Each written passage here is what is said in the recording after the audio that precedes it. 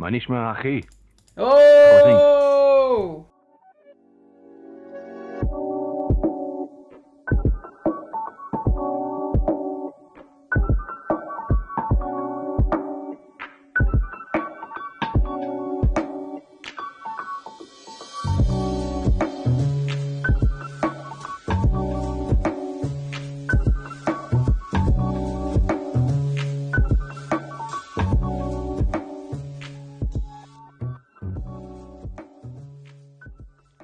שלום חברים, בפרק הזה של Sunday Funday אני מארח את טרוי מ420VapeZone. טרוי הוא אחד האנשים המובילים בעולם בתחום האידוי, סוקר, מבקר, צורך ומתנסה. אם יש מישהו שיודע משהו על מכשירי אידוי זה טרוי. הייתה לנו שיחה מאוד מעניינת, גם על אידוי, גם על קנאביס וגם על החיים. אתם מוזמנים להצטרף וליהנות. תטענו את הגריינדרים שלכם, אנחנו מתחילים. מה נשמע אחים שלי? מה נשמע אחים שלי? I forgot the full the finisher. I remember the single version of it so well. Yeah, you do. Yeah, you do. I see. practiced it for months. So Troy have been practicing this sentence for a while now. You nailed it. I'm super Years, happy. actually. I mean, at this point. How you doing, man? Good morning. Good morning. Happy to be here. I almost pulled an all-nighter last night, and it was like 5 a.m. and I was like, oh shit, I need to go take a nap. I'm so happy you went to bed, dude. Before we start, I have a question for our viewers. So everyone that's here, you're lucky because this question might get you a cool prize. I want you to answer. What does Troy and I almost always have on our tables, on our desks, and it's not a vaporizer or an accessory? The first to answer that question correctly will win a cool prize. And It's not an accessory? It's not an accessory and it's not a vaporizer, and we both have that on our tables, and you cannot answer the question, Troy. I just want to talk semantics on the word accessory, that's all. Okay. It's not a weed accessory or a cannabis accessory. I guess It's not particular to any vape, right? I think I know what you're talking about. Maybe I don't. All right. I've prepared some cool questions for today, but before we start, I want to tell the people here the story of how I got to get to know you. And shit, that's a big bag of weed. Maybe, yeah. What's that weed? This is gelato. I'm just sampling some of the cure, basically. Sweet. I'm not bankrupt, obviously, but I only have uncured cannabis right now, like not quite cured. So I'm vaping. I'm just sampling all of my not fully cured nugs. This is that big stretchy one. Remember that one? Yeah, I do. We're gonna talk about that one very soon. What happened, Dyslectus? No, in the chat. What happened? So anyway, a few months ago, it was middle of COVID. I was roaming around Instagram doing my weekly stream, and this cool guy called Pressinator comes on my stream and send me an invite to a random Discord channel called 420VapeZone. And then I joined this channel, and a few weeks later I became good friends with this guy here, Troy, without even knowing that he was fucking master of vapes. And then slowly I started uncovering your videos, and I remember like coming back to you and telling you that, oh shit, I watched your video and I found out all this shit about this and all this shit about that. And you were a big inspiration to what I do now, man. So that's what I wanted to start with. I wanted to thank you about that, and I really appreciate you coming on here today and sharing this lovely weekly sesh with me. And I'm happy to be here. awesome. And And I would be happy to hear a bit from you. You can introduce yourself a little bit. sure, man. Uh, I mean, I don't know about the Prince of Vapes or whatever you said, but This is something some people said in the community, so I kind of went along with that. yeah, yeah. I mean, I I quit my job to do this, and it wasn't it wasn't a pre-choice. Like it wasn't like I'm gonna quit my job to review vapes. I never had it planned like that. It was more of a like I just like to monetize my hobby in a way where it at least pays for itself. Like I always felt guilty buying stupid shit. Like I've always spent all my money on toys. Like whether it's whatever I'm into, whether it's RC cars or coffee or computers, video games, I spend all my money on it. And a long time ago, I read this book by Gary Vaynerchuk called Crush It, and it's just about like cashing in on your passion and how like with this new internet, new media empire, it's like all these big brands are becoming useless because nobody trusts them anymore because they don't really deep dive into any particular niche. They just kind of like exist as like consumer reports or whatever. They don't really fucking like they might put out some good content on vacuums, but they don't really fucking own the vacuum space. Nobody deep dives and fucking crushes it. And I saw that opportunity, and I mean, I was doing it with other other niches, and when I started writing about vapes, it and it felt more me than I've ever felt, and it's like within 3 to 5 months of writing my first vape review, I realized that I fucking hated my day job. Like I was just like miserable. Like holy shit! Like I don't want to do this stuff for anybody else anymore because it feels so good to do it for myself. So yeah, that's how I became this. And what got you to build a community?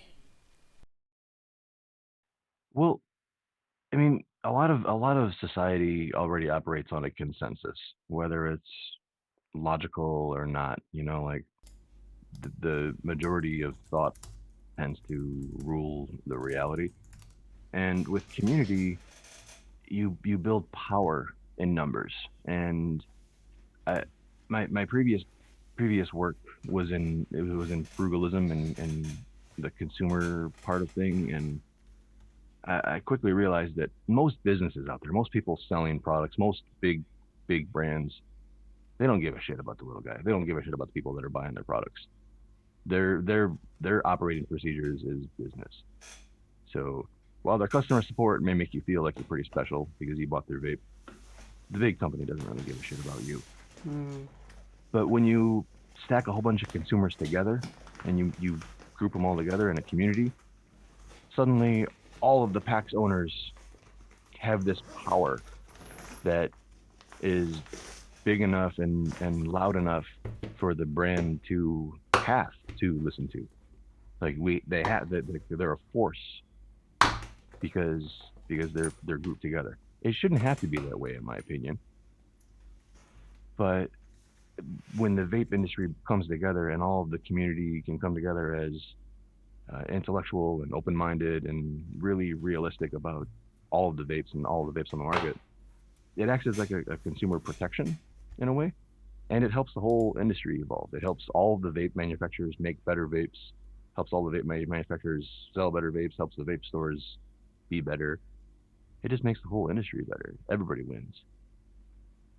Sweet. I love that answer. I I think very much the same in many ways, and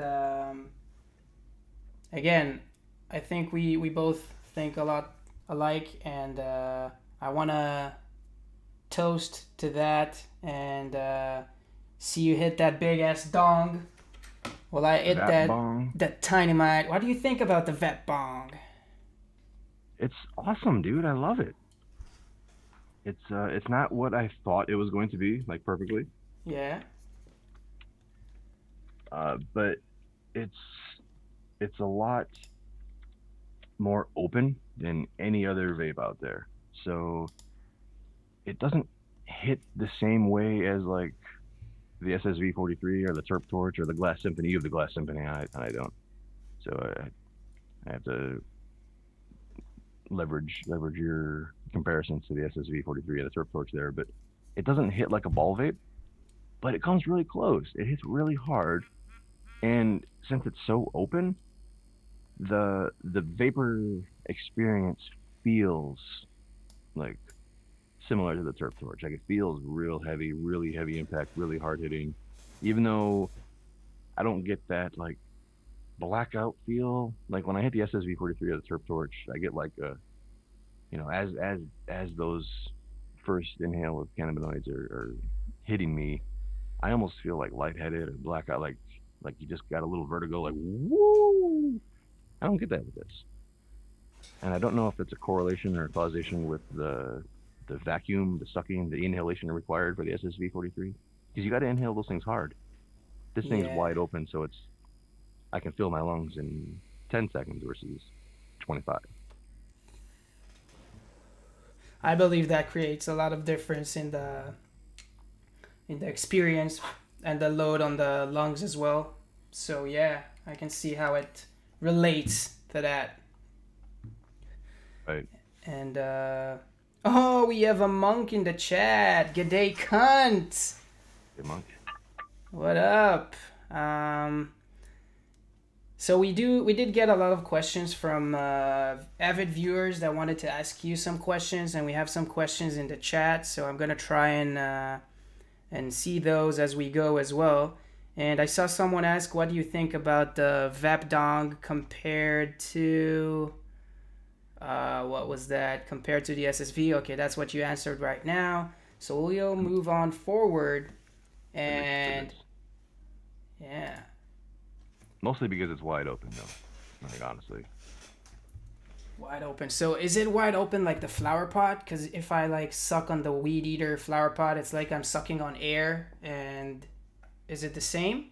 I would say it's actually more wide open. I don't have the weed eater, Oh, so I haven't experienced the weed eater. But I have the wraparound. I have the original shower head. I've used the V Rod. okay. Uh, it's it's similar, but it's more open. Um, with and again, the flower pot depends on it as well. Like if you pack the flower pot in a way where it's really gonna hammer you, it does have a little like filterish restriction. This is the same way. So if you pack that screen in a way where you're gonna get a really big hit from less weed, it's gonna add some restriction. Cool, cool. Um, my next question uh, is regarding vape collecting. As everyone can see behind your back, there are about X number of vaporizers. How many vaporizers do you own? I don't know.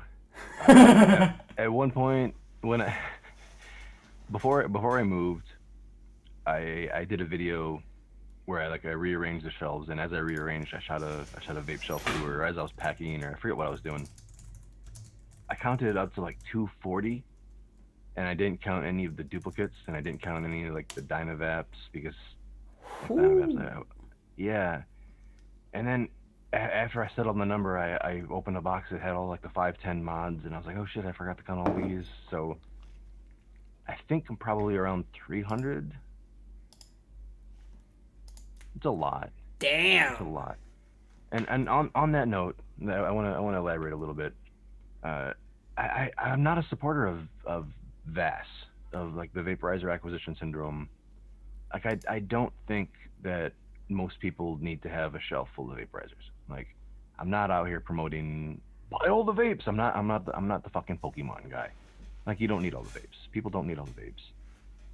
I do think there are some like diversity benefits from having multiple vapes because vapes perform differently in different experiences and different use cases. And Yeah. it's just like having a different bong or the difference between smoking a joint and smoking a pipe or smoking a blunt. It's a little variety, a little spice of life. So having multiple vapes can actually give you different highs from the exact same weed. So there is a big benefit to having three to five vapes in your life. What do you think about device tolerance? Have you experienced that before? I have, I have. It's interesting, and I don't know the science behind it. Like to me, the science is like it's got to be in my fucking head. But to me, when I go into it thinking that it's in my head, and I can still feel the difference, I don't know. It's mind fuckery. It's mind fuckery. Yeah, But sometimes I vape out of one vape for maybe 2 weeks straight, and I change strains. I have at least 5 strains at the time to rotate, and I start noticing that I wanna consume more and more and more cannabis unless I rotate vapes as well, and it's really interesting. And welcome, Vapor Seaman. Thank you for joining us. And Six String Toker wants someone to support his VAS. I'll You support need a your best. sugar mama, dude. You need a sugar mama. The sugar mama. Hell yeah. So when did you start collecting vaporizers? Like when did it become a collection kind of thing and not just, oh, I bought a vaporizer? Not until 2014, 2014 or 2015, somewhere in that pivot area. Uh, I sold a few of the vapes that I had because I wasn't using them, and I felt sad after selling them. And then uh, I forget what it was. It was the Flower Mate 5, the Flower Mate V5S. I'm not sure if you remember that vape or not. It was a shitty, I mean, not shitty, but it was an $80 or $90 vape that actually just worked. Like you just pack your weed in it, and it was to me it was the first electronic vape that was easy and reliable and familiar enough to where any stoner could use it. Because prior to that, the best vape, in my opinion, sadly, was the Magic Fly launch box. Like that was the one that I liked more than many of the other ones, and I always felt ashamed of it. Like a friend comes over and wants to get high, and it's like, yeah, man, here's some weed if you want to roll a joint. I'm gonna use this thing. Uh, just ignore me, because teaching friends how to use the Magic Flight launch box is like trying to teach your friend how to ride a unicycle for the sake of going to the store and buying bread. Come here, dude, ride my unicycle and go to the fucking store. And the guy's like, fuck you, man. I'm just gonna walk. This thing is stupid. Why am I gonna learn to ride this thing? The Magic Flight Launchbox was very much that. But when the Flower Mate came out, you could just unscrew the mouthpiece, pinch your weed, put it in there, put it back together, turn it on, and just puff your vape. For me, it was the first vape that was, as a reviewer now, the first vape that was consumer recommendable. Like it was the first one that was like, yeah, this is better than the packs, and it's cheap, and it works, and it's made out of steel and glass, ceramic. It doesn't have shitty materials. Finally, $100 vape that fucking works, that I could get behind, that I could recommend to my friends. And that to me was like, it opened up this opportunity. That vape opened up this opportunity. Hell yeah. Sweet. Honestly, it was Puff It Up, because Puff It Up had an affiliate program, and people were asking me about vapes that I had smoked with in the past, and I saw Puff It Up had an affiliate program. I'm like, hey, I'm gonna get this vape through Puff It Up. I had already worked with a bunch of affiliates, so yeah, this whole Shout out to Puff It Up. shout out Puff It Hell Up, Puff It yeah. Up. And I actually emailed Randy, um, and talked to him about the idea. I'm like, hey, dude, like, here I have this idea where I want to start writing about vapes and building a website about vapes, and the only way to monetize it without selling out my trust and ability to be objective is to work with stores rather than manufacturers, because if I were only work with manufacturers, then I'm working for manufacturers. But since the stores who sell all the vapes had the affiliate opportunity, it was an easy in. Sweet, I like that. I like the fact that the one thing I liked about your videos, like the different that's different from other reviewers I've seen, was the objectivity and being genuine. I felt like you were talking from your heart and not just like trying to promote a product. I mean, oh, look at that. I one thing I don't like is when I feel someone's trying to sell me something in a video. That's a review. I mean, if it's a promoting video, that's cool. But if it's a review, I want to see objectiveness. I want to see the pros and cons, and I think you show that awesomely. And I try, man. yeah, I see your shelves and I see the organization, and I know you do a couple rounds a year at least to organize those shelves. And I wonder about stoner organization, which is something I ponder about a lot. What are your favorite organization tools for your cannabis consumption? Oh, man, I wish I had a better answer. I wish I did. I I struggle with organization, and it's a real struggle for me. Um, and I'm gonna divert the boat a little bit and tell a story here.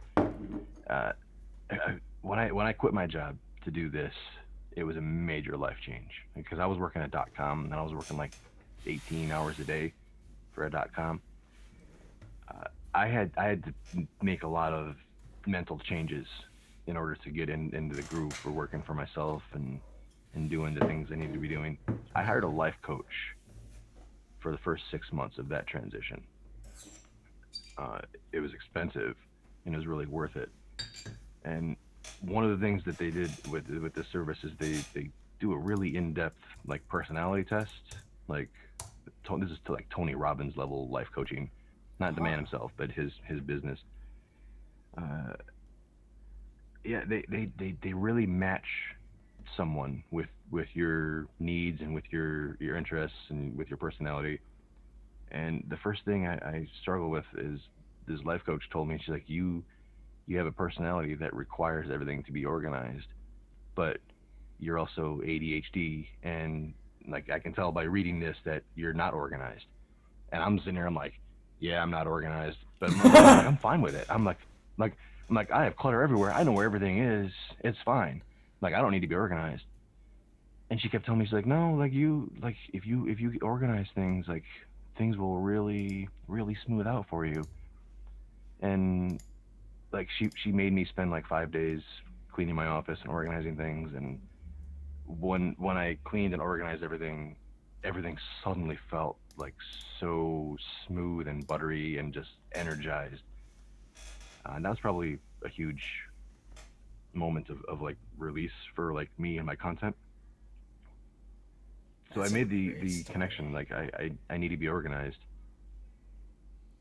but I've never been able to like build the discipline of getting organized and staying organized with my things. I can totally relate to that, and I think many of our viewers can also relate to that because I think that's a very ADHD like attribute, and we tend to be very needy of organization, but can't actually pursue that discipline as you said that. And I see some comments that's super interesting, and it's a very interesting subject, like the organization of our consumption, because uh, organization can lead to calmness, but it can also lead to stress. Like sometimes the mess is what makes you calm. And yeah, I can dive into that even more, but I have some more interesting things to go with you too. Uh, and I I have a bad habit of not putting things away. And that's my problem. Like I get organized and it's short lived because I'll use something like right here on my desk. I haven't used this since Friday, but it's still here, right on my desk. And like I need to give things a home and put them in their home constantly. But in the nature of my new chosen career here, I have a lot of things, and there's constantly things arriving out of the blue, unexpected. It's a lot of I need like a modular home system, and oh, it's almost like a logistics thing. Like there are people that specialize in organizing things. I've got a lot of other things to do with my business. I almost don't have time anymore to organize my things. It's weird. It's a weird thing being a solo entrepreneur because all of the jobs are yours, all of them. yeah, that's gotta be hard, man. I mean, you actually do everything, right? And you edit your own videos. You do all the things around it. You film. You create the content. You write. Yep, That's yep. crazy, And man. now, I mean, with the exception of the Troy and Jerry show now, like the Troy and Jerry show, it now has a producer. So the sponsorship costs that we're bringing in for Troy and Jerry are 100% going towards the production and the marketing of the Troy and Jerry show. That's awesome. Raising the bar. That's how I wanted Raising to the do it. bar. Yeah. Yeah. Yeah, if you haven't seen the Troy and Jerry show, everyone, you should definitely see that. And we're going to talk a bit more about that later. And there's some interesting subjects you guys are talking about. And I see James in the chat. And we're also going to talk about things we're doing with Jamis. And oh, that's a nice hit. Look at these clouds. Smooth gelato. I like it. So yeah, someone earlier thought you bought that gelato and was a bit disgusted by that flower. Apparently, Dyslactus. Dyslactus is has got a high bar of flowers. Uh, What flower did he buy? yeah, when you showed that gelato, he had some reservations about that. But we love you, Oh, Dyslactus, anyway. And yeah, if we talked about this flower, let's talk a bit about growing, man. You started growing like a year ago, right? I did I guess about a year ago. Yeah, yeah, but around I think I germinated my first seeds on like Thanksgiving Day last year. Was it last year? You live in California, where it's legal to grow, True. and and what got you to growing cannabis? I mean, how did you get like how when did you decide to actually go and buy the gear, equipment, and do that shit? Um, a lot of it was after the realization of how much cannabis I've been consuming. How When much, by the when way? How much? well, more than the car payment's worth.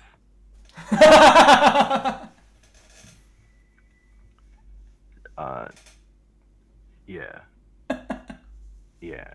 I have no So callback for that. Just laughter. it was a pretty serious discussion. Like there was like a few months where it was like holy shit. Like in 3 months I spent $6,000 on weed. You know, it, it Uh, it it gets to be and on top of the vapes, on top of the vapes. Like there was months where you say you go to Vegas and you spend $3,000 in new vapes, $3,000 in a trip, $3,000 in weed. That's a That's Damn. it's an eye opener. It's like holy shit. Yeah. Buying recreational cannabis is not a financially wise decision. So a lot of it was cost. Like it was like holy shit. I should either vape less or grow my own. And growing my own sounded fun. Like I haven't been much of a grower, but I have grown things. I grew hot peppers when I was really into hot peppers, and I made a website about growing hot peppers years ago. Oddly enough, uh, so yeah, getting into the growing, it was an opportunity to create content as well. So as a cannabis content creator, it was like yeah, this is the natural progression. I'm interested in it. the Sweet. the fruits of the yield are right up my alley. It's financially beneficial for my business, so I don't have to fucking buy weed. Yeah, Tiger is asking how was the silver haze that you grew? that was probably still the best weed I've ever vaped. That super silver haze. Damn, that was the root beer flavored one, right? Yeah, the root beer one. Yeah, and Oh I shit. gave so much of it away, man. Like in retrospect, I'm still happy that I did, but probably would have gave away like half ounces or quarter ounces instead of full ounces.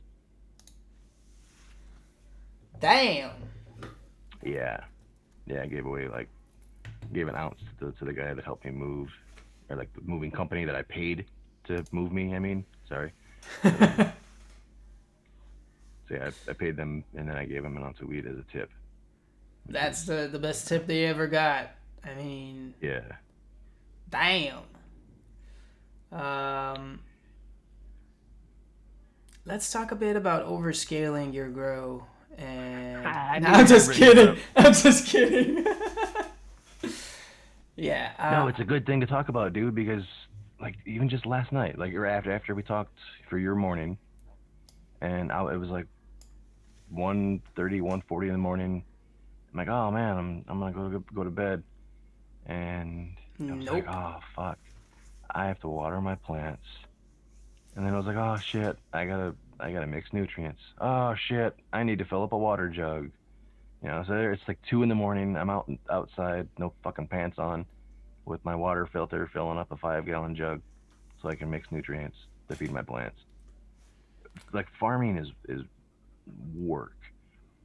It's a scheduled work. It's not a house plant. Like growing weed is not the same as having a fucking house plant. It's so different.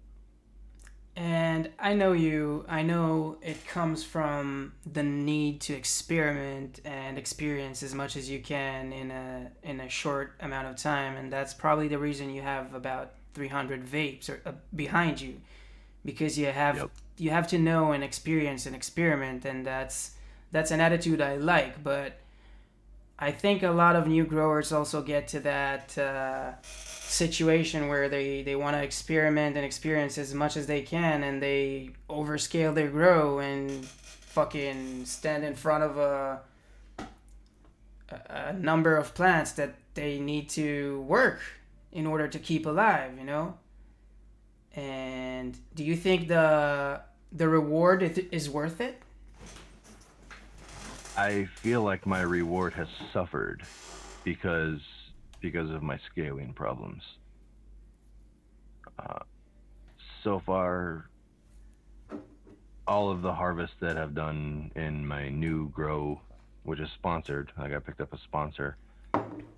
All of the yields that I've harvested have had some issue where I was disappointed and I wasn't able to give that plant 100% of my attention.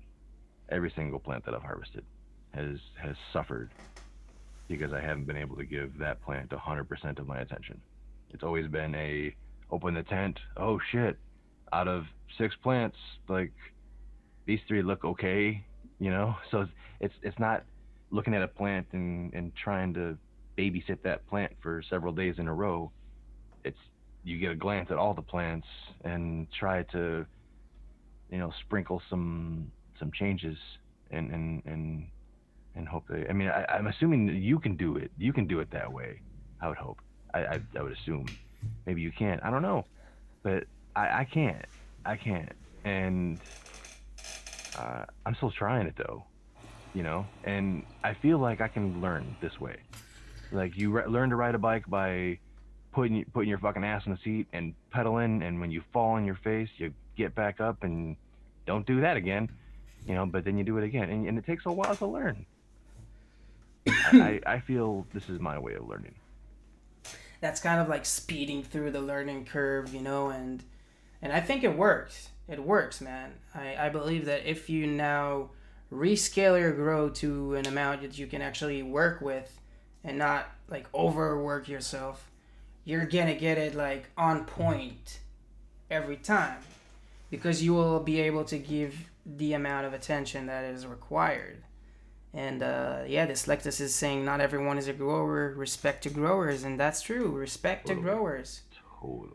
There's a Yeah. reason that good weed is expensive, because it takes a long time, both for the grower to develop those skills, and it takes a long time to grow. You're looking at 3 to 5 months minimum, and years of experience from a grower to build that knowledge base in order to complete a growth cycle and produce quality yields.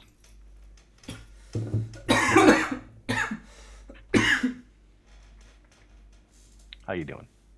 That was a big hit there. Soaking. Is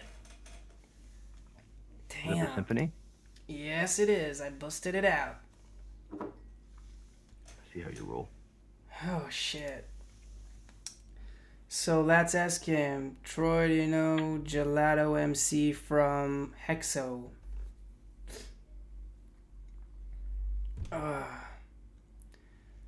Yeah, I have no idea what you're talking about, Batsok.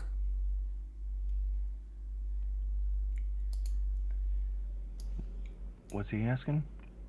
Do you know Gelato MC from Hexo? I don't know what it means. Hoping he's gonna clarify that. But we got a question from Twee Baba. Do you have a standing recommendation for a Dynavap induction heater? I really like the Orion, and I don't know if it's available again or not, but that's the one that I reach for. I don't know if it's the format or if it's the heating profile or the combination of it, but that's the one that I prefer. If it's in my pocket, it's portable. It has a slightly more aggressive heating profile than the previous Dynavap iterations of induction heaters. I also really like the Rover, but after using the Orion, the Rover feels like it just heats softer, and I have to do more after the click type of induction heater work with the softer heaters. But I still have to do after the click with the Orion, to be clear. Well, yeah, you like your hits strong, man. And that second question, what was the second question? Yeah, do you think you will ever put trust, time, and content into YouTube after the third wipe? Oh, man. After the first one, I realized that, for one, I shouldn't put all my eggs into the YouTube basket, but it's hard when that's where all the people want the content anyway, and that's where all of the people are looking for that content that I'm good at producing. So I won't ever be able to trust YouTube, and I hope that I'll be able to find the same energy and the momentum that I had. But to be completely honest, every time they delete me, it's like getting punched in the gut really hard. Like I'm sure. my whole business operates on the premise that I already have all this content out there. So when I started my business, I built all the content, and I only earn money on like a small percentage of the vapes. Like I try to represent all the vapes, knowing that only some of them will earn money. And I try not. I don't do any steering. I know that going in. But when YouTube wipes out my content, it basically means that my business is no longer operable. Mm-hmm. Like there's no longer people looking at my content. So both times I've had to do other things to like pay my bills. The first time I did sponsored videos with Boundless Vapes. Boundless Vapes did some sponsored videos. Puff It Up did some sponsored videos. Vivant, you guys familiar with Vivant? They paid me to basically teach their engineers about vaporizers. Like they paid me to go to their company with vaporizers and vape weed in front of their engineers and show them the vapes and why I like them. Like basically give their engineers a vaporizer education and help them build a vision for new vaporizers. These companies helped me survive when YouTube deleted me. Sweet, sweet. I I love that, and I take great inspiration from that, man. In fact, one of the things we're trying to do here in Israel is to create vaporizer culture, and mainly because vaporizing is better for you. I mean, you're not harming your lungs, and you're not harming anyone around you, and that's the main thing. And then from the consumer side, you just enjoy your weed much better. You get the taste, you get the good smell, you get the clean effect, and everything on point. I mean, everyone should vaporize. I agree. Uh, Vaping has a negative stigma that so many people reject just because of the V word. Like I've heard so many people. I've witnessed so many people rejecting a dry herb vape, only to later on ask how that exact same vape works. all right, Troy. We got someone in the audience asking for some Hebrew, so I'm gonna talk in Hebrew, and you're gonna keep on talking in English. And Monk got a little bit crazy with the subs. Thank you, Monk. You crazy That monk. cunt. Uh, אז ערב טוב לכולם, אנחנו פה עם טרוי, נסיך הוופורייזרים, מדברים על מכשירי אידוי. טרוי, בוא נדבר קצת על סשן אתיקט. מה אתה חושב? למה זה חשוב? מה ההבדל בין זום ו-one on one סשן לדעתך? ומה אתה חושב על זה?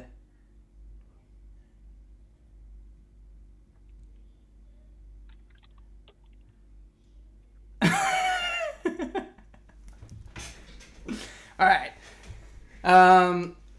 Moving forward, I was talking about session etiquette. It's something we talked about in the past. Frequently, Frequently. it's a community thing for us. I mean, that's why we've been talking about it. I was talking about vaporization culture, and I mean, in general, cannabis consumption culture is something that's very important to me as someone who consumes cannabis and a lot. And I would be more than happy to go out and about and consume my cannabis in places that are designated for it. And for doing that, even if it's on Zoom or even if it's in person, you gotta have some sort of rules. Like you eat with the knife and a fork, and the knife is on the left side and the fork is on the right side. Something like that kind of shit. That was a bad analogy, but Yeah, that was a pretty bad one. I'm starting to get a bit stoned here, not to lie. Okay, it's a good place to be. Yeah. But yeah, the session etiquette, man. I want to thank you for your abilities to talk about those things with people who may not be aware of their etiquette issues. Like I feel like you're pretty good at being frank without being rude. Like I always feel like people are butthurt when I tell them that their mic sucks, and I can never. I feel like my words are never honed for their emotions, and I'm an empath, so I'm always concerned for people's feelings. So I struggle to tell people that their microphone sucks, or like, hey, you're interrupting people, and this guy's been trying to fucking tell a story 3 times, and you keep interrupting him. Just ask me stupid questions, like fucking pay attention to the session, and have some etiquette. I'm not good at. I'm not a people person, but I am an empath. Says the You know, one who brings together thousands of peoples.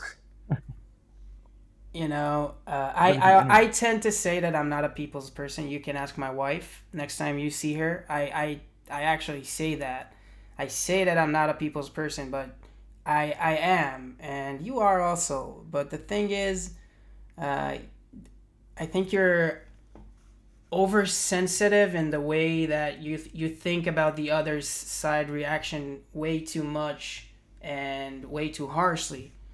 Uh, Oh, there's a good question in the chat from IFAC. Can anyone join the Discord sessions? And that's something everyone here should know.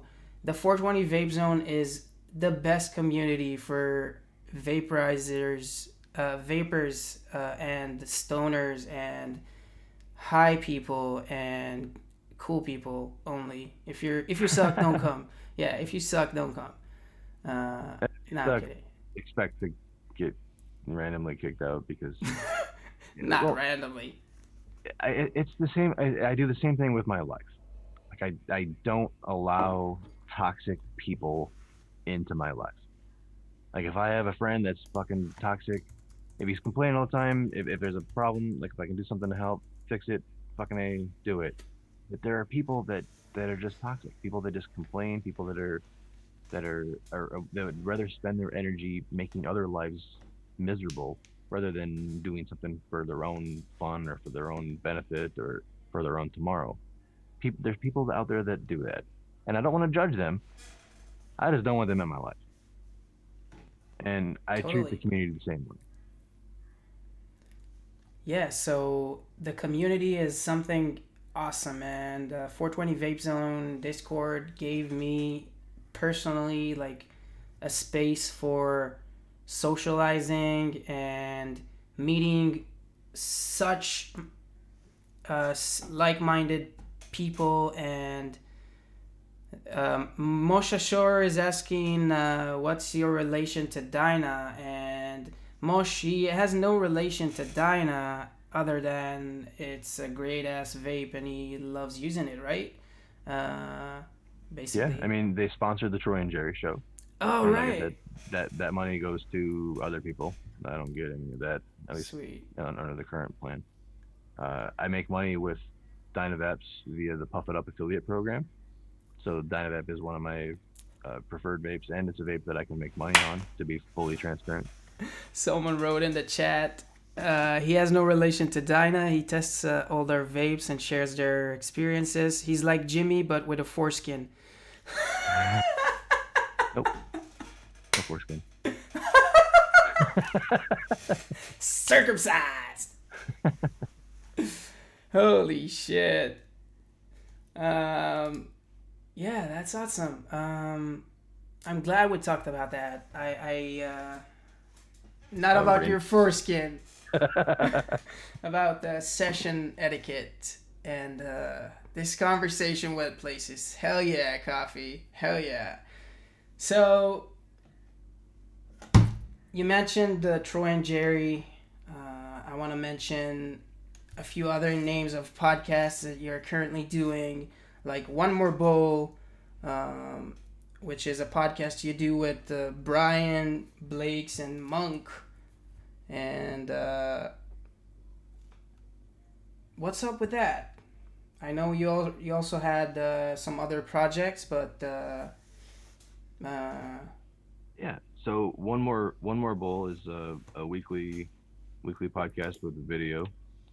Brian is handling all of the production. So Brian is actually the executive producer on the One More Bowl.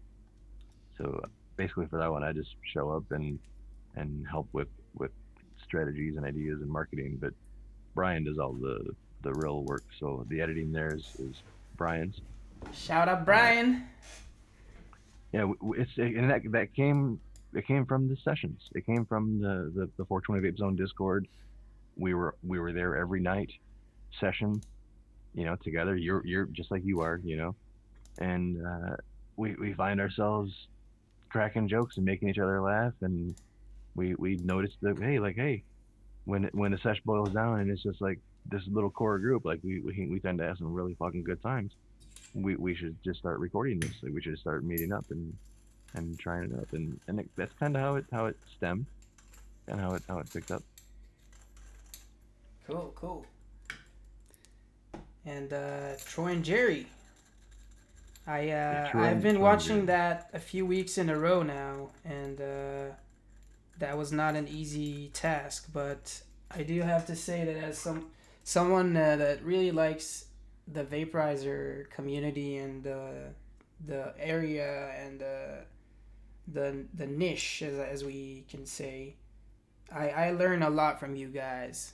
And I wanted to ask how did you and Jerry meet? I mean, what brought you two together and the Troy and Jerry show together? Yeah, it's so we initially met because he works for Planet of the Vapes, and he's a respected member of the FC forum over there. He's like one of the long term members. Hey, nice water there. Hydrate, everyone.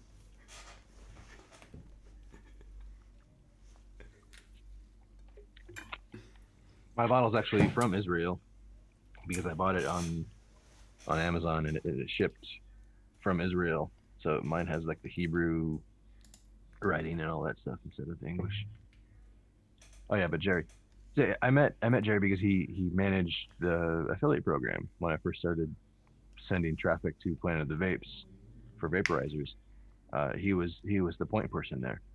I met him at Champs face to face for the first time at my first Champs trade show back in 2017, 2016, and seemed like a cool guy. And we didn't really get to hang out at all. I hung out with a bunch of other people in the industry, and Jerry just remained like a contact. But then the next Champs, the summer Champs, there was a Da Vinci party. Da Vinci threw this big house party where they rented this badass house, and they had like fucking flame jugglers, and like they had performing singers, like in bands. They had all kinds of different shit going on. Like a celebrity chef came in and cooked tacos, and they had this singing bowl performance with like a guided meditation. So like this girl had like all these bowls set up, and they had all these candles going, and they made everybody sit down on the floor and get comfortable. And I was really really into meditation at the time. Like I was meditating for like an hour a day, sometimes more. So this thing was right up my alley. So we went into this group meditation, and this girl did the singing bowl thing, and we did this guided meditation, and I sat next to Jerry, and man, uh, during the meditation, like I felt like I got really deep into that, like one with the universe, one with everyone type of thing. Like kind of like when you get on when you're on like a good mushroom trip or on a DMT trip, where it's like you realize that hey, I'm you and you're me, just with different perspectives, a different roll of the dice, a different version of the game. Yeah. And I made that connection, and Jerry and I like both felt the connection, and we just spent like the whole day and evening dabbing off my Puffco Peak and getting high and having good times and talking about things, and really became good friends. And I started thinking about making content with him as soon as I felt that connection. I'm like Jerry, he felt like my dad. My dad's name is Jerry, so it was already this weird connection, and he felt like an older brother to me. Like he like I can just talk to him. Like there's no no waiting for my turn to talk or like, God, shut the fuck up so I can ask you something. There's never any of that with him. So I want to take advantage of that. Wow, that's a great story, man. I mean, that is a great story. I was not expecting that. Yeah, and we remained in contact, and I actually brought up making content with him. Like, hey, dude, we should do some videos or do something together. And he was entertained by the thought of it, but he actually didn't like jump to it, or he didn't have any ideas to contribute to it. Like he didn't really understand the vision. So I kind of had to like pull the vision together and pull him in, and that's actually how modern cannabis started. That was also a great project. That's still on YouTube, right? Mm-hmm. Yeah, It's still cool. on YouTube. It's still on Spotify and iTunes and stuff. Someday Definitely the brand may come back as a different vision, a different team. Who knows?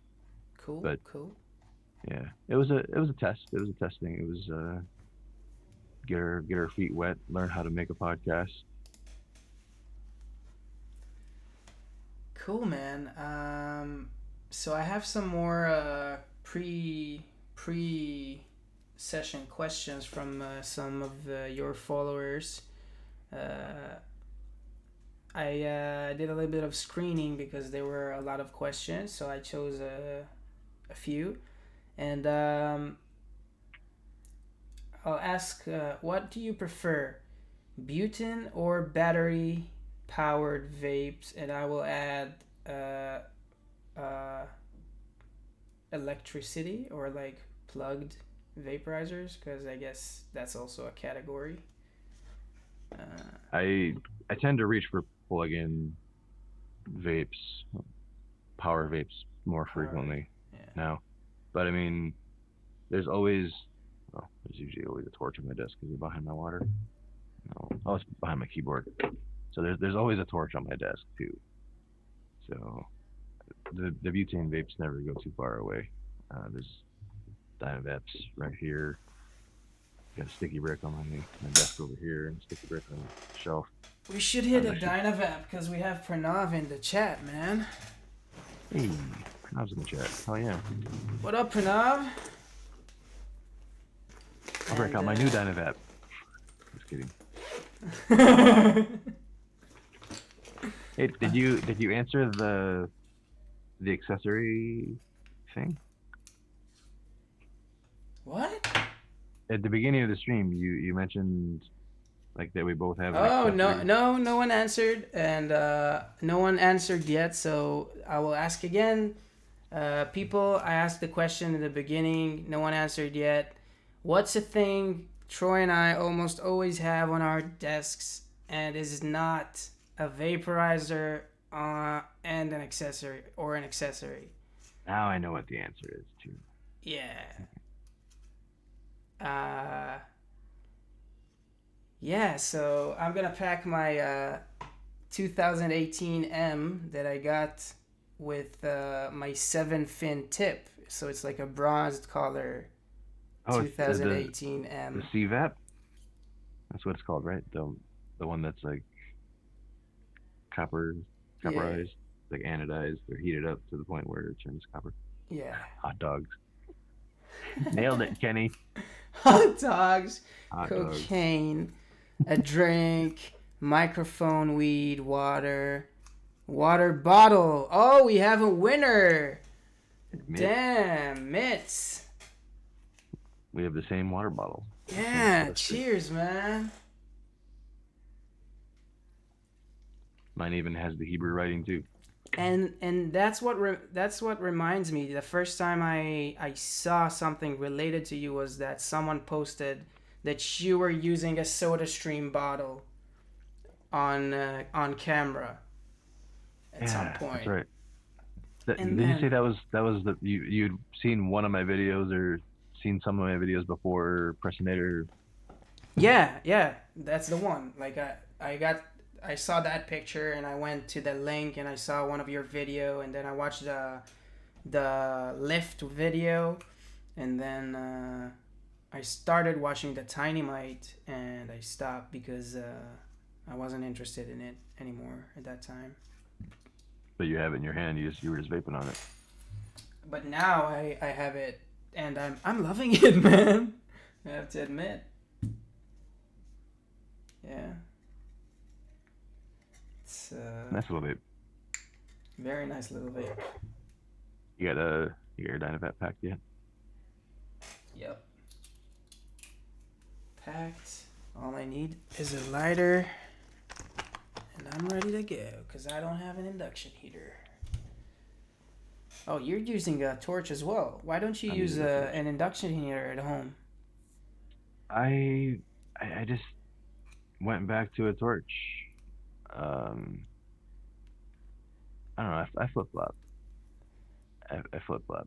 A lot of times it'll start with the battery. It'll start with like I'll go to induction, like it's fucking dead, and I'll grab my torch, and I'll forget to charge the induction heater. So it's not like a preference thing. It's more of whatever's here. We have 69 viewers. Cheers, man. Cheers. Pranav, you can tell Will and Donna. Whoa, shit! That the picture is in the stream too. You can see that behind me on the shelf.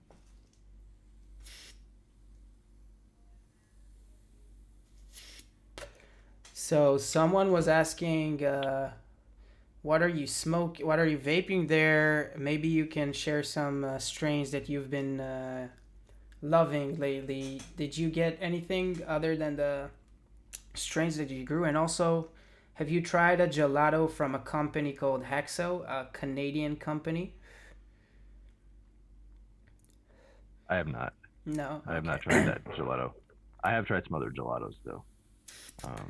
And you have your gelato as well. Different phenos. Yeah. I have two gelato harvests, 2 different plants. So what strains did you grow and vaped on lately? Gelato, blueberry kush are the 3 photo periods, and then double grape. I have some double grape that's drying and curing. I have some tangerine dream and some critical purple and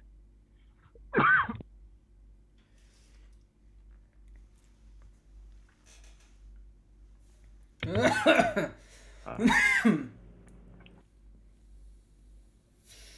was the other one? No, that was it. That's all I got harvested. What was your favorite so far? From my homegrown, probably the gelato. The blueberry kush is incredible, but it's not the blueberry kush that I was expecting, and I'm okay with that because like I said, it's incredible. But I want that blue, smooth, mellow, like that fruity mellow, and this my blueberry kush is really gassy, really gassy. It's like it's almost like pouring gasoline in like a fucking fruit pie. That's what it smells like. I love gassy. Man. I do too. But when you have expectations. Yeah, totally. It's all about variety and aiming and trying to score to what you aimed for. That's one of the things about growing as well, especially when you try to find different phenotypes.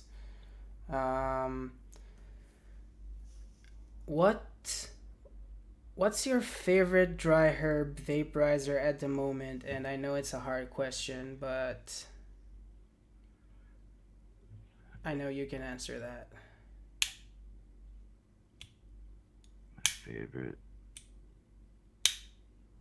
My favorite right now is the Vap Bong. Like it's been winning, on your desk. I mean, the ultimate reach test. Yeah. But it's not the only vape on my desk. Like the Mighty is still here, charged and ready to go. The Vap cap is here. The bowl, ouch, that's warm. The taffy bowl is right here. Like these vapes get used. They get used. And honestly, the Terra, even the Terra is still right here. Did you I see moved my that new recently. stand for the Mighty? It's That's orange. awesome, dude. It's orange. I'm jealous. Mine's black and boring and covered with weed. Yeah, well, your desk is pretty much a dab trap. Like it's full of Yeah. weed and dab. Oh, I got a new e-nail controller the other day. Holy shit, that's sick, man. Yeah. Disorderly So I can have conduction, man. two going at the same time. That's That's cool. crazy. I love that. Yeah, man. Um, Right. What's with the Mighty Plus? what's That should be my next video. Where the fuck is the Mighty Plus? God damn. totally, man. Put some pressure. Oh man. I'll have a Mighty Bowl right now. Oh, dude, I'm gonna have a Since I got it. Milana bowl for now because someone was asking about that, and I've been Someone was asking experimenting. me. Huh? I'm aware of it. Someone was asking me just in DMs about the Milana. They're asking where my video was. They wanted to watch my Milana video. So I gotta get that Milana video back up. I want to see your Milana video. It was one of my first videos, or like one of my early videos, like the first channel that got deleted. You know? Yeah. I didn't know about you back then. Like I know a lot of people from the community know you from way back when you started. Like so many people were talking about you and sharing your content over other reviewers. So yeah, that's really cool. I'm gonna show the Milana with a fresh battery. And I recently got mine. Started bringing some nice RBT devices to Israel. I need to grind more weed, dude. I'm actually not grinding. I just tore up some nug and put it in the Mighty. Oh, Yeah. that's what? Wait. Okay, that's interesting. Can you tell more about your favorite ways to use the Mighty while you suck on that? Sure. Well, I typically use ground weed. Like I have a little scoop, and I like to scoop it in and keep it neat and tidy. But at the same time, the Mighty's a versatile vape. It opens and closes simply, and the bowl is right there and easy access. Sometimes when I'm on the go, I like to just like take a nug, like, oh, this nug is the same size as the bowl already, you know, and just like cram it in there and vape it. Halfway through, you can flip the nug over and get a couple more fresh hits. And I find that it vapes just as thoroughly as it would if it was ground weed, without any of the trichome explosion in your grinder. You know, it may not be the same flavor profile if like you graph all of the hits through the duration of the session. Like the first hit may not be as thoroughly terpy as the first hit would be with a ground bowl, but it just balances the curve somewhere, you know. It works. It's different. It's easy. That's a great answer, man. Thank you. Someone here is asking, Hayes is asking, what do you think about the Da Vinci IQ now after a few years of using it? I still think it's a good vape. It's just something that I don't reach for as a daily vaporist, and I think there's a threshold of usage. Like if you're vaping bowls multiple times during the day, you're probably not wanting conduction, unless it's like a Dynavap. There's like Dynavap is an exception of the conduction vapes because it's such a unique hybrid with the torch and with the cap and all that. Conduction is rough on the throat compared to convection. I mean, convection is hot air, so convection is rough on the throat too. But conduction, you hear like if you try to vape on the packs all day, like 10 bowls a day, you might as well be smoking cigarettes. I mean, a lot of those people do. Like people that vape on the packs all day also still smoke joints or smoke cigarettes.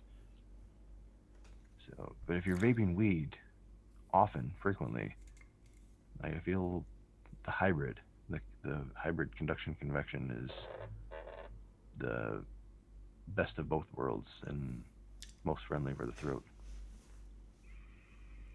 That's super accurate. In my opinion, I started with the DaVinci IQ. It was my first device that I actually bought, and I've used that for a year, and I still smoke like joints and with tobacco mixed in them. And when I bought my Mighty, or actually when I bought the Glass Symphony, it was when I stopped smoking tobacco and stopped smoking slowly, and eventually I bought the Mighty and stopped smoking completely. And I think that's when I realized that I need a variety of devices in order to feel like I'm getting the most out of my usage of cannabis. And I'm starting to get the munchies now. So I also have a question about some Bamba. Oh, what's your favorite after sesh munchies snack? That's a question from the main nerd. And while you answer that, I'm gonna run and get me some Bamba real quick. Man, I should have went to the store and bought some Bamba just for this stream. That'd have been fun. Well, now Argo's not gonna know my favorite munchie, so I can tell you guys anything, and he won't. We can fuck with them.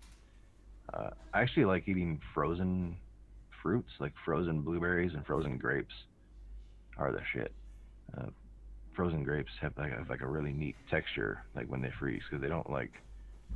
Oh, this stream is gonna end. Oh no. I mean, what? Sorry, I'm fucking high. Hey, welcome back.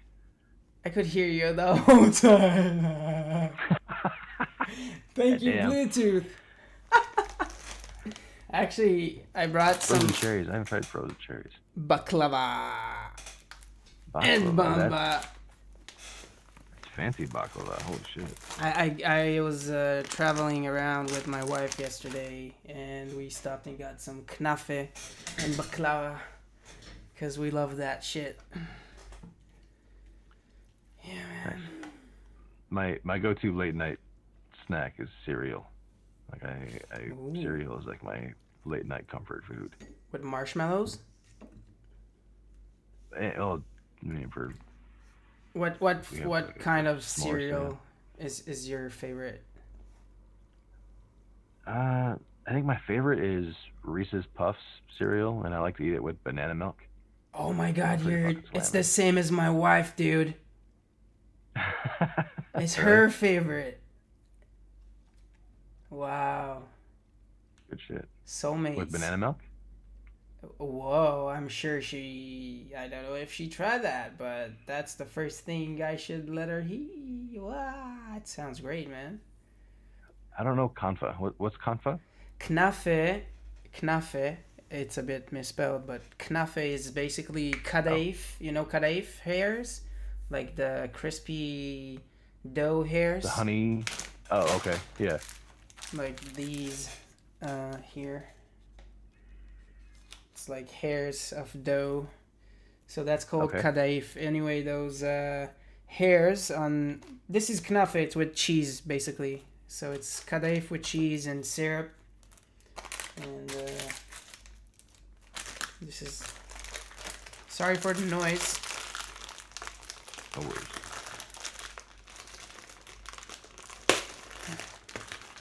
So no, I don't know that. Oh, knafe or M&Ms.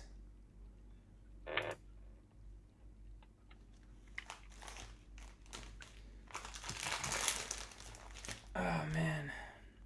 All right. I want to get a bit more personal now, Okay.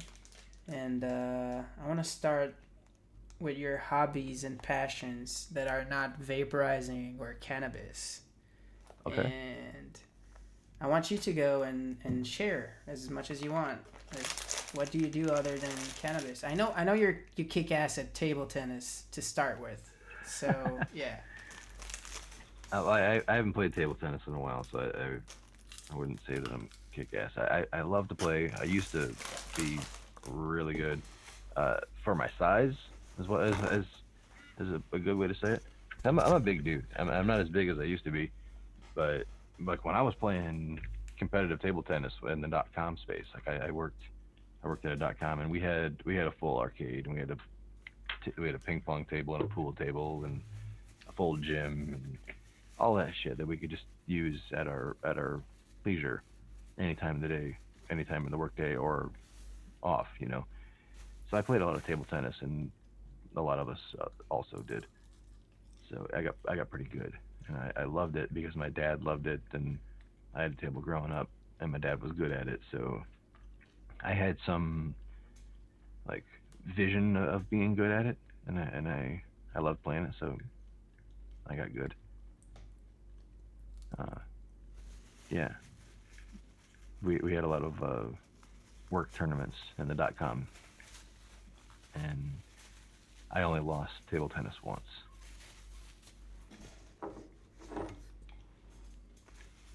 And during one of the game days, the table tennis game days, I uh, I hit the HR lady in the eye with the ping pong ball,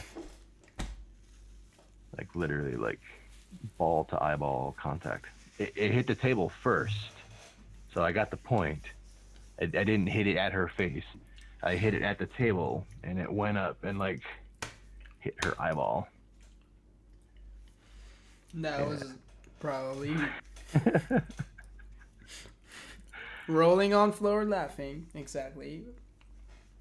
But my other like other than like table tennis is like I wanna play. I want that to be my exercise. Um, but I'm into old barbecue grills. That's my other big thing. I have another website and another community around old Weber grills.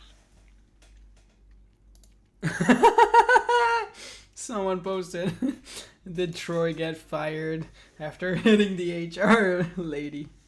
No, I won the tournament. She quit the tournament.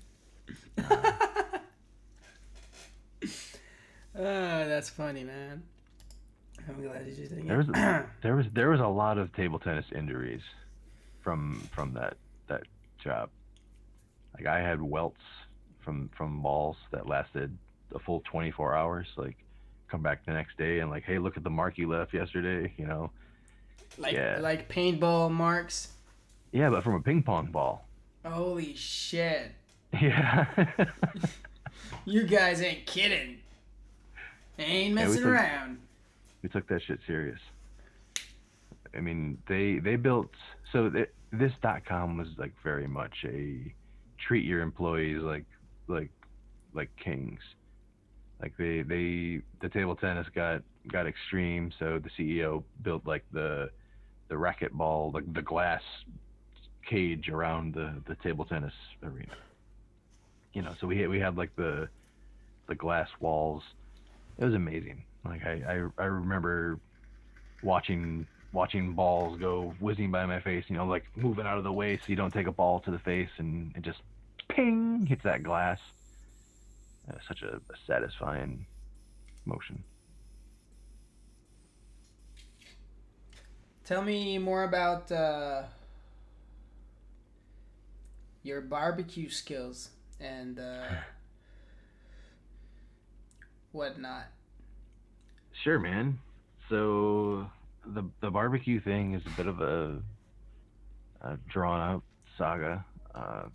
I started grilling when I like right when I got married and moved out, I had a neighbor who had a Weber grill, and he taught me a few things on how to cook over his charcoal, and we went uh, north to this cabin in northern Wisconsin and lived off the wilderness for like a week.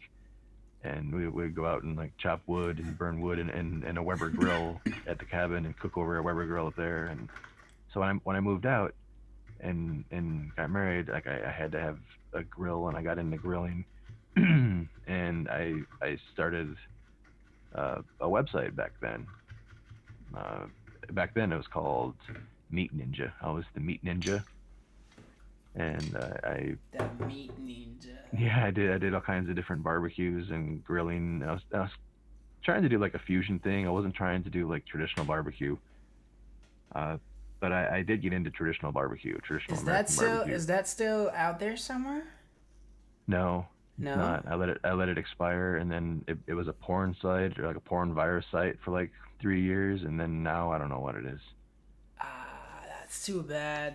Yeah, yeah. So the Meat Ninja thing, I was into it, and I had two barbecue sites. I was the Meat Ninja, and then I also had What's on Your Grill, and it was a community barbecue site where people could post their barbecue grilling creations, and other grillers could comment and interact with it. Uh, and I had it going for like a couple years, and I had some small traction. But we had my wife had a party, and I was doing the cooking for her guests, and I tried to get fancy, and in my typical fail forward fast method here, Argo, where I bite off more than I can chew. Uh, I did a cook where I cooked the meat directly on the raging charcoal, and I missed a crucial step and fucked everything up, and it like ruined the whole dinner party thing. Like the whole dinner party was just like, fuck. Now I gotta go out and like buy food, and now everybody was expecting this, and the whole thing was just such a. I fell so hard on my face that I actually gave up on the grilling for like 2 years. Like a beehive formed in my grill, and I threw my grill away, and I was like, fuck that shit. Like I let the websites expire. I stopped grilling, but I still felt the passion. Like I still felt it. Um, so after like 2 years of not grilling, and one day my wife was like, you know what I miss? I miss that meat thing that you used to do, where you spent all that time figuring out that recipe from the Weber Grill restaurant. And I'm like, oh yeah, the meat on a stick. I'm like, I should do that.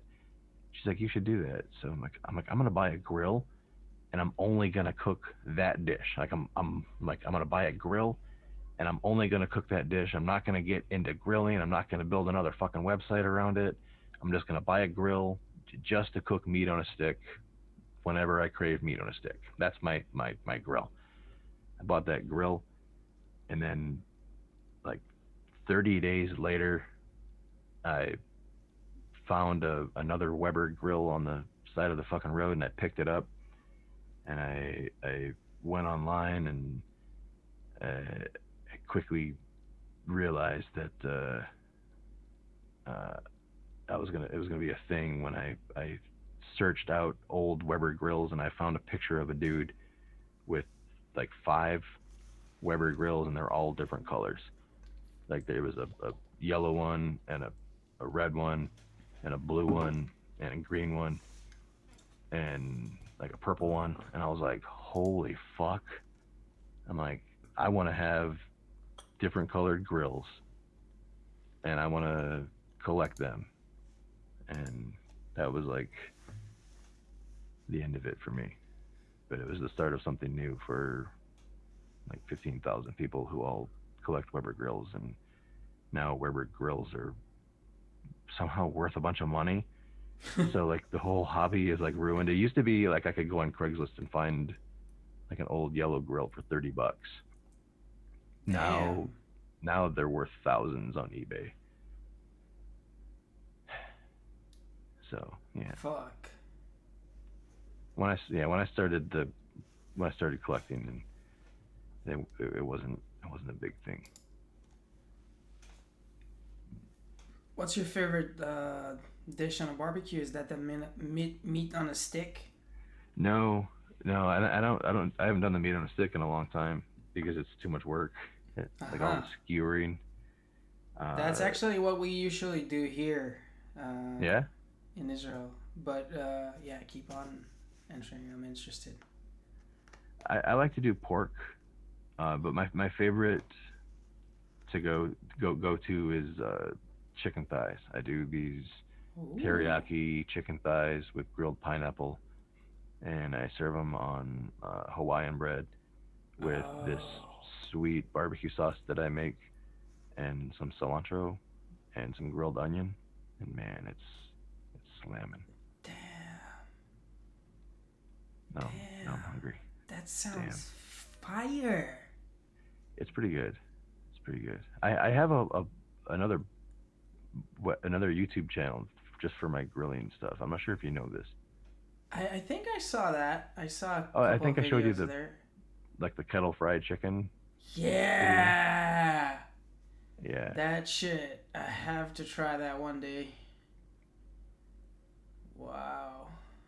it's a fun video. That video got like 30,000 views on Facebook. Damn. Yeah, it's a little popular on Facebook. It's more popular on Facebook than YouTube though. We have a question from Vape Noodles, and I don't know if you know that, but Vape Noodles is the guy that actually introduced me to the Glass Symphony and to like serious vaporizers. He's a heavy vapor guy, and he asks, "What's your vision for future vapes, or for the future vape?" Yeah, so are you familiar with the V Leaf Go? I only saw it online, but I have like five of them, and I can't find any of them.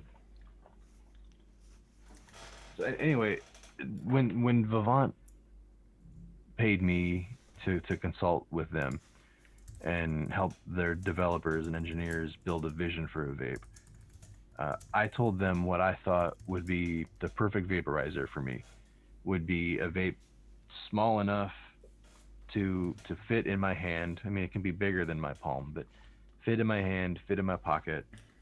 I want to be able to quickly open it up and load a bowl, whether it's a nug or scooping it right out of my grinder. I want it to hold zero point 0.1 to zero point 0.2 somewhere in that window. That's my bowl dosage, and I want to be able to push a button, wait no more than 3 to 5 seconds, and I want to be able to take my full inhale, hard, fast, open, whatever it is, and I want to be able to get thick, satisfying vapor that leaves me medicated adequately enough to where I don't have to hit it again unless I want to. I want thick ass vapor, similar to like what this thing can do, but I want it small. I want it to be a packs in my pocket. That's what I want, and I want it to cost $100. The V Leaf Go kind of came damn, close, but it's not there. damn. That's Hayes says it sounds like Tiny Mite. Um, and Dynamite's a great vape, but Dynamite, the interface of the Dynamite is still a tinkerer's interface. You know, pulling the stem out and packing the stem and poking the stem out.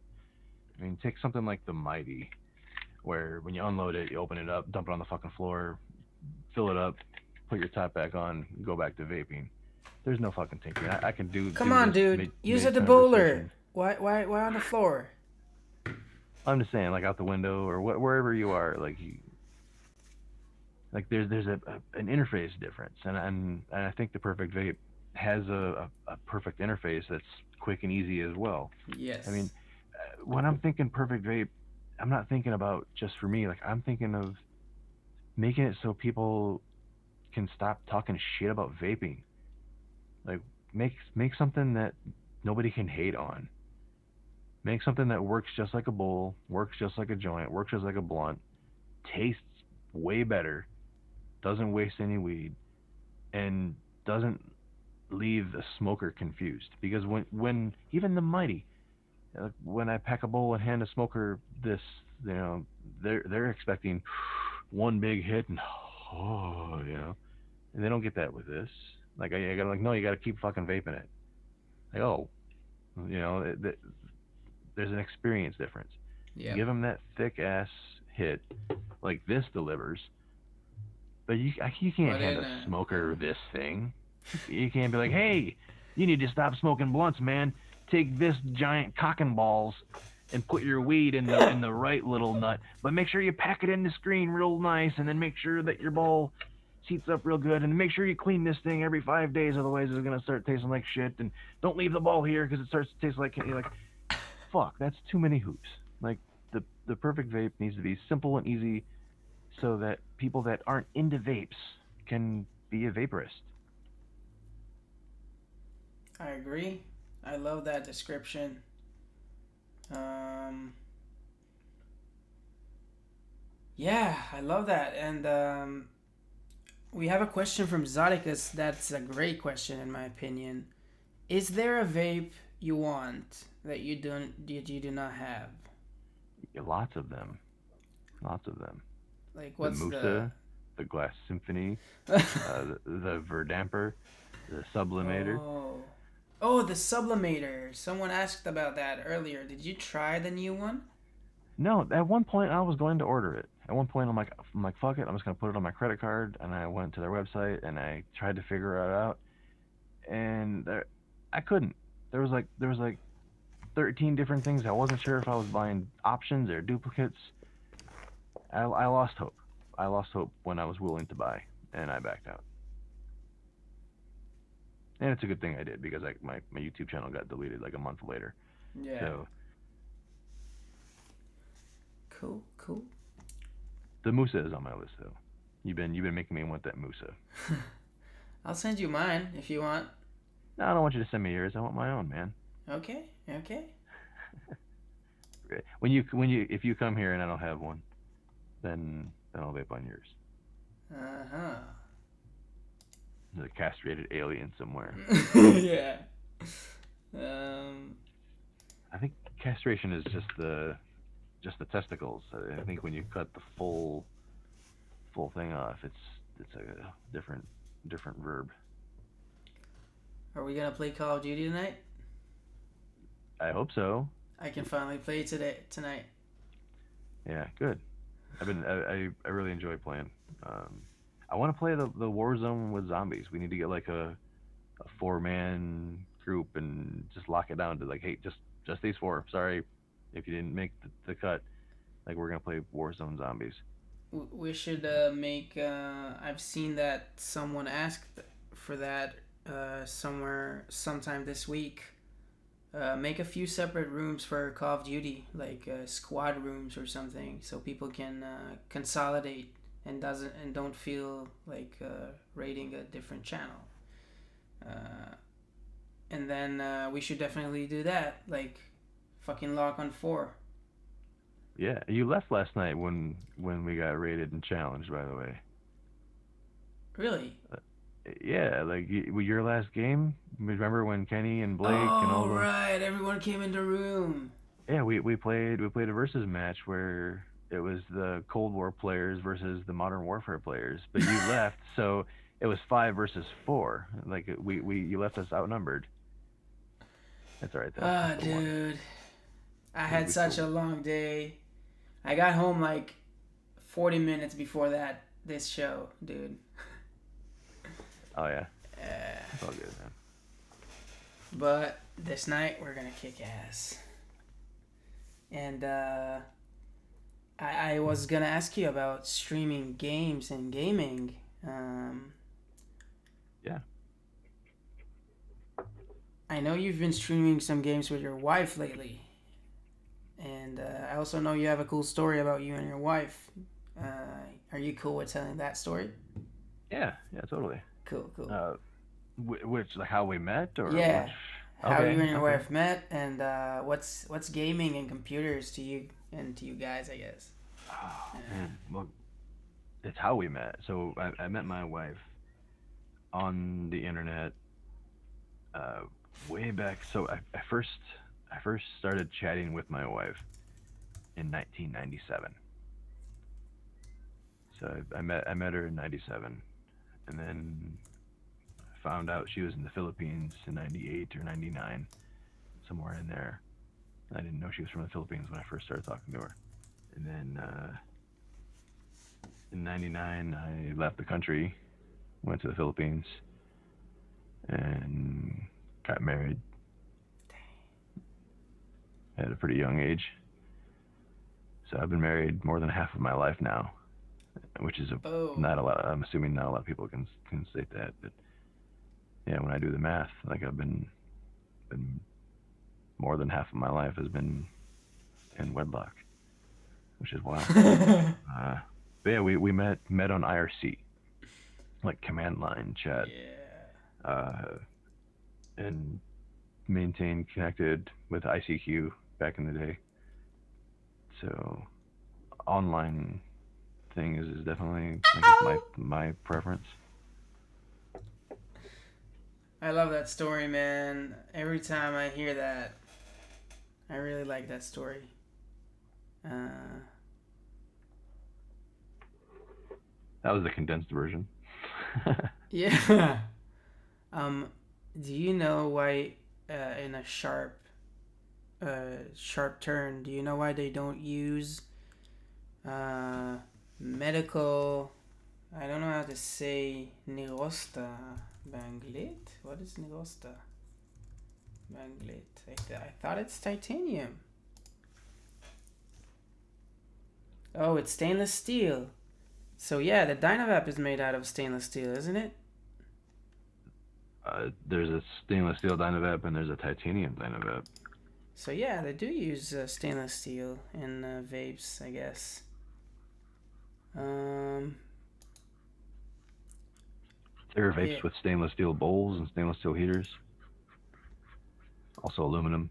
Like the Mighty has an aluminum bowl, and a lot of people don't like aluminum.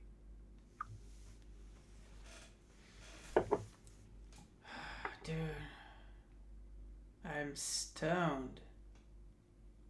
That was the plan, right? Yeah, the plan worked, man. Wake and bake. I'm not there yet. You gotta give You're me not there some more yet. bowls. Okay, we need to have more bowls, dude. I'm gonna load a Glass Symphony bowl. About 0.15. I love that Delta 3D Studios. I got to know the size of it. Like one flat scoop is zero point 0.1, and then I can half scoop it, and I know the ratios that I'm vaping on. I love that. The little scooper as well. And I recently misplaced mine. It was like it's always here on my desk. I'm not sure if it's might be in my debowler, like buried. I don't know. I don't know. my my the bowler is buried with ABV, as you. Bury me in ABV. That was going to be the name of my EP. So that was actually a goal of mine last year, man. I wanted to put out 4 songs. I wanted to put out an EP, and I was going to use that as my cover, and I was going to title it "Bury Me in ABV." But uh, I had to reconfigure my goals last year with the whole COVID thing and with my YouTube being deleted at the end of the year. It's just like it was the final. Nope, like that. I'm gonna let go of that goal for now. Still a goal, but no longer a goal with a date. Yeah. Life takes you places, man. Yeah, It's a ride. And Pernell just made some chicken stew in coconut milk. You son of a bitch. That sounds yam. I love Wow. like Tomka soup, Tomka guy. Are you familiar with that? Like from like Thai food? I think it's like It's like, red or orange with coconut milk or something, right? well, there's two. There's like Tom Yum and Oh, tom Tom Kha yum is the Gai. one I know. Tom yum. Okay, yeah. There's one that's like hot and sour, and then one that's like more milky. One that's like white. I like the one that's like the white one. I think that's Tom Kha instead of Tom Yum. I think. Tom yum is Do you good, have man. a lot of Asian food in Israel? Is there a lot of Yeah, we do. cultural food that you can find? Yeah, we have some good food here, man. Like amazing restaurants and amazing street food, like barbecue and meat on sticks everywhere, man. Uh, Kebabs. Kebabs and chicken thighs and not chicken thighs. We call that something different here, and it's like filleted out of the thigh, and they put it on a stick, and it's juicy and yummy. And yeah, we got some cool food here. You have to come visit once COVID fucking ends, and yeah, travel the Holy Land, smoke the holy weed, and eat the holy food. Oh yeah. Shawarma. Mm-mm. I love shawarma. Yeah. And I'm just gonna mention something to everyone here. If you haven't done that yet, give Troy a follow on Twitch and Instagram and YouTube. The links are in the chat, and follow me as well, because we make great stuff happen, and you can I click appreciate it. that 420 Vape Zone name. That's Troy, and yeah, definitely follow, because you need to know what's happening, and join the 420 Vape Zone Discord community, because we're always there, and it's awesome people. And I have some other question as well, uh, from Forrest. It's a really good question, in my opinion. That's why I saved it to be uh, one of the last ones. But what was the last time you got too high for your own good? Oh man. Um, about a month ago, I think. I drank a bottle of this Arnold Bomber medicated tincture, and it I spent the night vaping and dabbing away for the One More Bowl podcast, and uh, paid no attention to the edible, and it whooped my ass. Like time warp type thing, you know, like Ooh. yeah, like when the podcast ended, I went to bed and like woke up the next day, like thinking that it was still podcast day. You know, it was a bit much, a bit much. Damn. That's the answer for you, Forrest, and thank you for sharing, Troy. And I mean, to be honest, I mean the the second part of that story is probably the volcano gas mask thing. Like, oh, I have to show people that if they haven't seen that yet, because that's fucking awesome. because it's the most wonderful insanity I've ever experienced. Dude, that looked so wholesome, I guess, in some sort of way, because you got vapor in every part of your. It was like coming out of my ears, basically. Yeah. yeah, I'm gonna put that on here. 1 second.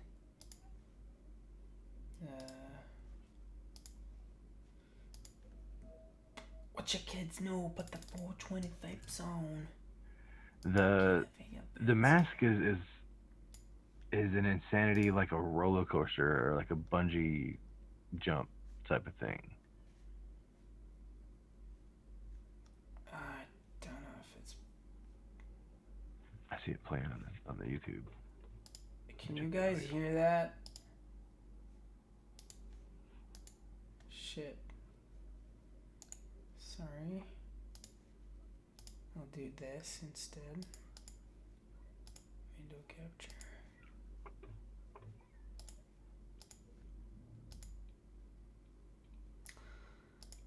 Okay, so if you haven't subscribed yet, go to TroyTime420 on YouTube and listen to that kick-ass song right here. Yeah, there's no audio in the Now video. it's coming. Nice little transitions though. Come on, audio, work. It's not working. Come on. What a guy's got it. Finna get stoned, dodge it up, back a bowl and take it to the dome. Staying high and staying fly's the only thing I know. What you kids know about the 420VapeZone? Every day I wake up and I get stoned, dodge it up, back a bowl and take it to the dome. Staying high and staying fly's the only thing I know. What you kids know about the 420VapeZone? I know I'm the highest motherfucker out here on the down low. Matter of fact, scratch that's on a high note. Play keyboard while smoking, that's a high note. On the streets be looking exotic, just like a rhino when I'm gassing up, pumping the gas like it's at the pump. Though I'm smoking the room until it fill up and go out the window. Now I'm kicking it back just like Nintendo. What you kids know about the 420VapeZone? Every day I wake up and I get stoned, dodge it up, back a bowl and take it to the dome. Staying high and staying fly's the only thing I know. What you kids know about the 420VapeZone? Every day I wake up and I get stoned, dodge it up, back a bowl and take it to the dome. Staying high and staying fly's the only thing I know. Staying high and staying fly's the only thing I know.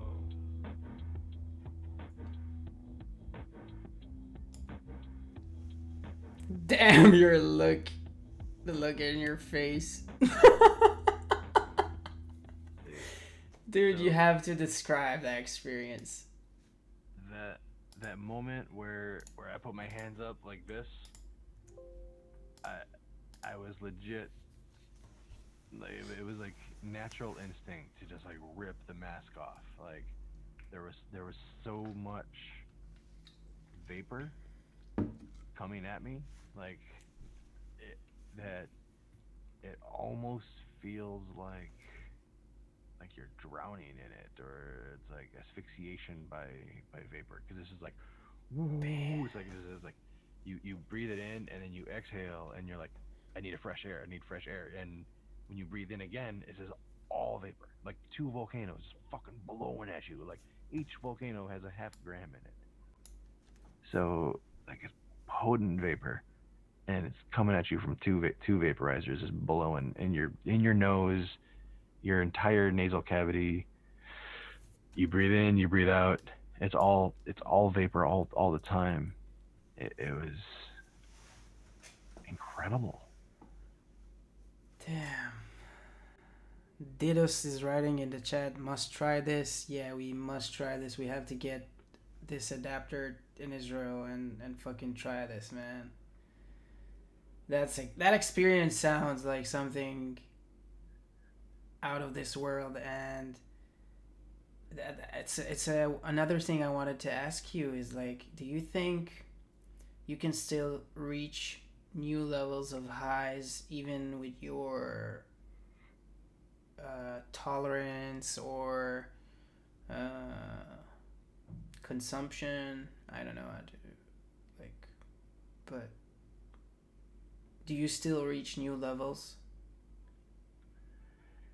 It is something to be mindful of. So be mindful of the tolerance, because the new highs and the big highs come differently, you know. And I like to think of the high uh, as an open thing, because you can be high on a lot of things. So you can be high on life, you can be high on happiness, you can even be high on sadness if you're really sad. Like a lot of things can make you high, which means that the high isn't always a chemical induced thing. It's not always your cannabinoid system. So your tolerance will build up in your cannabinoid system, but there are knobs to control the high that are mental, that are purely emotional or in your mental state. So awareness can create a high. Like I've meditated so hard, so dedicated, so I don't know good. I don't know what the term is. I don't see it. There's no adjective for it, but I've reached in a meditative state almost a level of uh, like high. Like it felt like enlightenment. It felt like I was high. Like when I felt so at one with my breathing and with the universe and with the frequency of life or whatever. Like I was so calm that I was high from it. And there's been times where I couldn't get high off of a strain. Like I'm vaping the strain. I'm like, I just don't feel anything. I'm just gonna go fucking meditate. And I'd meditate, and I would focus on only the high. Like the only feeling I get from this weed is like, oh, my arms feel a little bit like wet noodles. Like, oh, I feel like this little feeling in my bones. I'm just gonna focus just on that feeling that I feel from this little effect of marijuana, and I would meditate on just the high, just the feeling. And as I get into it, I would realize, whoa, I feel this in my legs too. Whoa, I feel it in my hips and my back. Whoa, I'm really fucking high, you know, just from putting all of my mental awareness into just the high. So I mean, if you're focused, you can achieve a new high without doing anything with your marijuana. For me, meditating with cannabis consumption together reaches like a whole different level, and to the point where I can pass out when I meditate when I'm high, especially if I try to meditate and I smoke really strong weed. I will fall asleep from the Yeah. intensity that I get to. Even if even if I'm sitting uncomfortably, I will still fall asleep. um, but yeah, I can relate to that feeling. I like that description. Thank you for wording that. And wow, man, that was a great sesh. And 2 hours flew by. Oh yeah, it did. Um, I have no more questions written down. I have exhausted my reservoirs, so I want to invite you to say anything else you have to say, maybe to the community. We have 50 people watching, and yeah, Sure. a lot of from Israel. Yeah, no You trolls today. Nice. That's cool. They're Yeah. probably too early for them.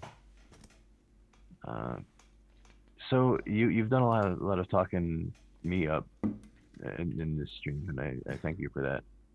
Uh, but I think what makes the community so great is the individual elements of knowledge and the individual uh, passions that come into it, because that's what's so great is it's not just me and my opinions and my experience. It's everyone's experience and everyone's insights come into the community.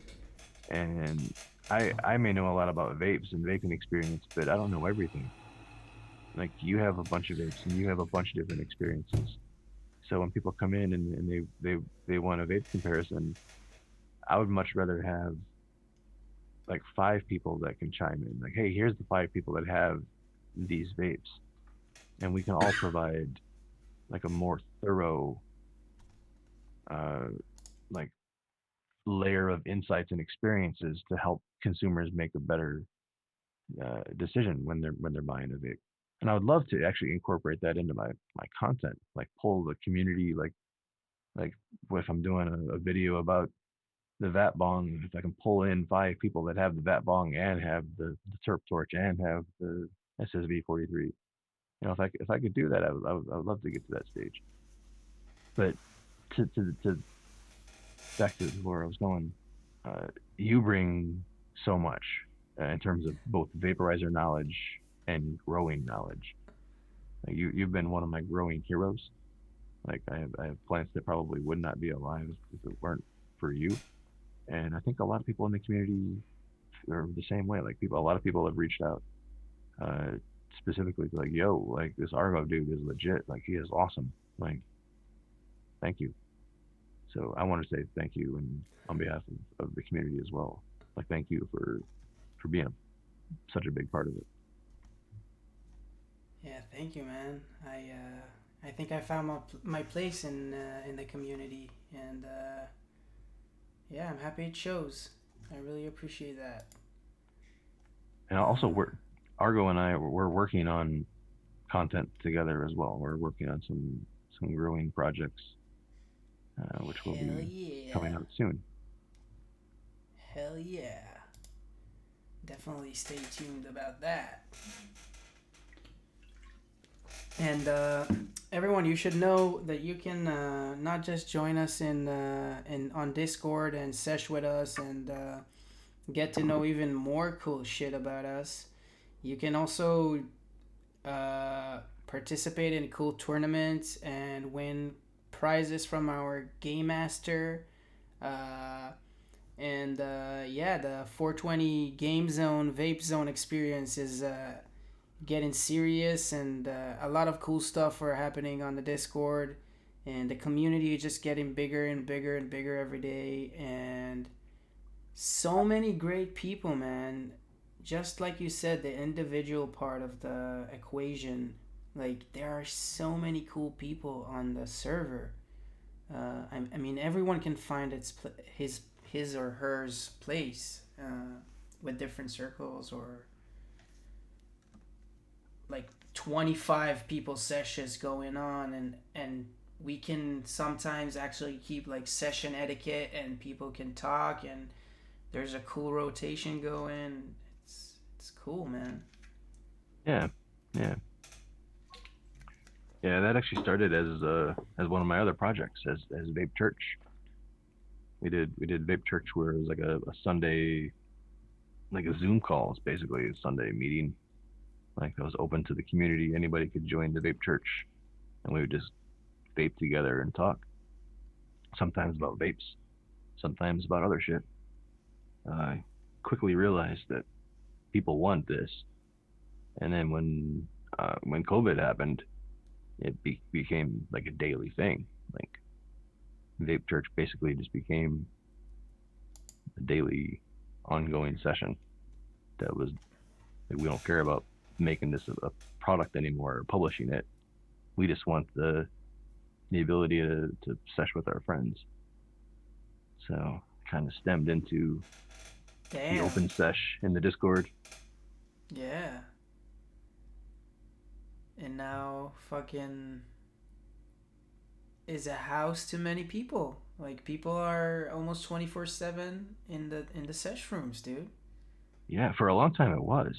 I mean, we had so many work from home people that basically we would connect and just like be working and on mute and just to have somebody there and like turn and join and vape a bowl with, connect. Monk says, start vape temple. I will not. I don't like the yarmulke. Maybe I'll make it out of weed. Coffee says the vape church, 16-hour Zooms. every day. We did a 24-hour live stream with Vape Church. Oh my God. It was brutal. It sounds brutal. I was very high. Wow. Like 24 hours of vaping, or I passed out for like 6 hours, but on people. cam? No, I left the stream. Somebody else maintained the Zoom. So yeah. Okay. That sounds intense, man. And fun, in a way. It was good. Alright, man. Some people say they don't want to end this stream. I also feel like I don't want to end this stream, but I will probably see you later on Discord, so yeah, we're gonna play some cool. Call of Duty, right? And we're gonna play some Call of Duty, and maybe I'm gonna play some Valheim now. I don't know. Maybe me too. Who knows? Cause yeah, we need to take a break, and I want the Argo fight. Okay, everyone, thank you so much for spending the time with us, Troy. Thank you so much, dude. This was awesome. Thanks for having me. Thanks, See you man. next time. Bye. See ya. וואה, זה היה פרק מטורף, שעתיים עפו להן, היה מאוד כיף לדבר עם טרוי, דיברנו על הרבה נושאים, אחד העיקריים שבהם הוא קהילה ומשמעות הקהילה, אז אם עוד לא יצא לכם להצטרף, ואם אתם לא מפחדים לדבר אנגלית ולפגוש אנשים מכל העולם, תיכנסו לקהילה של 420VapeZone, אחלה קהילה. ואם אתם מדברים עברית ואוהבים אידוי, אז הצטרפו אלינו לקהילה שלנו, 972Vape. 972Vape היא קהילה שקמה לאוהבי אידוי על ידי אוהבי אידוי. בקהילה מדברים בעיקר על תחום האידוי והקנאביס הרפואי. אתם מוזמנים להצטרף אלינו, לשאול, ללמוד, ליהנות. נתראה שם. היה לי כיף. שבוע הבא, שוב פעם. כאן ג'ימי. להתראות.